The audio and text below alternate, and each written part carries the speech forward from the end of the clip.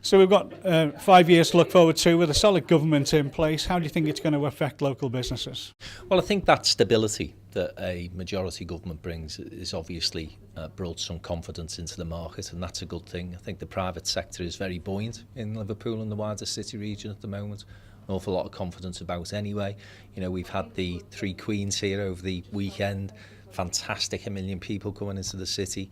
So it's all to play for. I think there's a fantastic environment in which we can operate. And of course, we've got the International Festival for Business coming in 2016. But against that backdrop, we've got this huge debate and discussion taking place around devolution. And whereas Manchester have grasped that opportunity and the potential of that with both hands, we still seem to be prevaricating. There's a lot of parochialism around that agenda, with the likes of the Wirral saying, well, it's not for us, we don't want a Metro Mayor. And so long as we're in that sort of discussion of, well, we're not sure it's for us, we're going to suffer.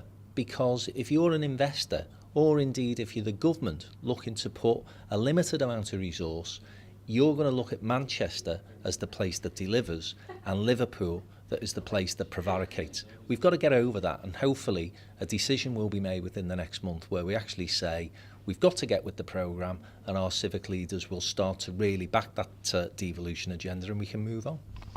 So the other council leaders, a lot of squabbling going on there, and no one can make a decision, and we get certain areas saying we don't want this person in, we don't want that person in. Have you got a few words to say to these guys out there that we can try and get all their heads pointing in the right direction? I'd say the business community doesn't want them to squabble, it wants them to come together to bat for the Liverpool City region. It shouldn't be about personalities, it shouldn't be about job titles, it's about what's the best way to secure additional capital investment from central government. And if that involves people swallowing a bit of pride, then we in the business community would ask them to do that for the greater good.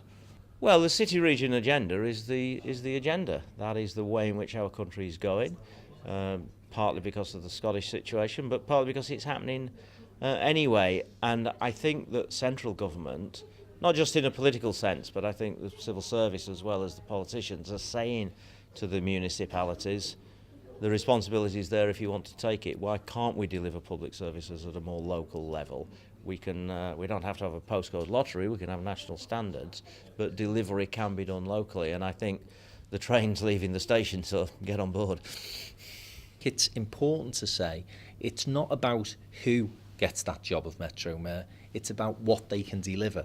And too many times in the past, when we've discussed this issue in Liverpool, it's been couched in the terms of what personality is going to get the job. Let's forget that. Let's look at what the powers are going to be, what the resources and the additional improvements to Liverpool that particular role can bring, and then worry about who's going to get the job later. That won't be the decision of any of the politicians anyway. That's the decision of the wider community. Ultimately, what does the next 5 years hold for the Merseyside region? It's a terrific opportunity in what I believe is one of the world's greatest commercial cities to take advantage of the new political period. It might not be the colour that people in Liverpool wanted, but it is an opportunity, and I think the jigsaw puzzle is in place in finance, in commerce, in manufacturing, and of course the devolution agenda for Merseyside as a whole to increase its economic growth and retain its people in the city. I don't think they have an agenda to pick on us. I think they have an agenda to devolve power to city regions, and we as a city region have to decide whether or not we want to go along with that. I think we ought, if that's where the money is, if that's our way of gaining additional investment from central government, then standing on the sidelines and shouting at them isn't going to be the way forward. I think we should work with them and work with their agenda.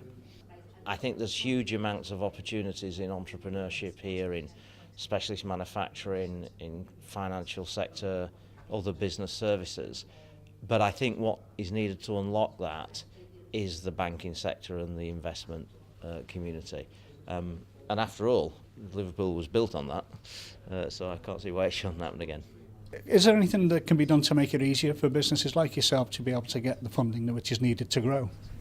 I think it's the support that needs to be in place. When I set up in business, what I would say was it was very unclear I set my first business up in Liverpool over 12 years ago, and it was such a struggle to know where you would get that support from. And there is a lot of support out there. but it's very unclear, the message within Liverpool of who can provide it. There's so many different organisations, so many different business coaches out there. I think that's important.